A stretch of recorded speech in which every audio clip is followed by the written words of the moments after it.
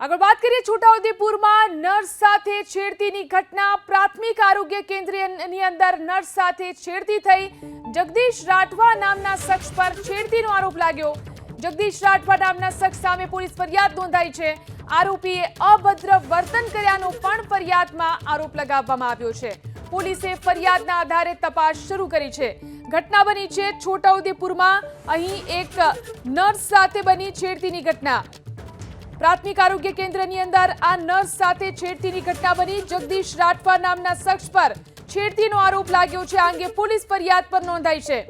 આરોપીએ અભદ્ર વર્તન કર્યાનો પણ આ ફરિયાદની અંદર આરોપ લગાવવામાં આવ્યો છે। તો પોલીસે ફરિયાદના આધારે આ અંગે તપાસ શરૂ કરી છે। છોટાઉદેપુરમાં બની છે આ ઘટના। નર્સ સાથે છેડતીની આ ઘટના। પ્રાથમિક આરોગ્ય કેન્દ્રની અંદર નર્સ સાથે થઈ છે છેડતી।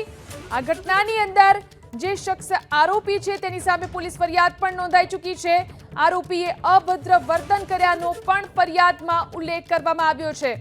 તો પોલીસે આખા મામલાને લઈને તપાસ પણ શરૂ કરી દીધી છે। તો એક તરફ તબીબો જ્યારે આંદોલન કરી રહ્યા છે ત્યારે બીજી તરફ આ પ્રકારની ઘટના ગુજરાતમાં બની છે।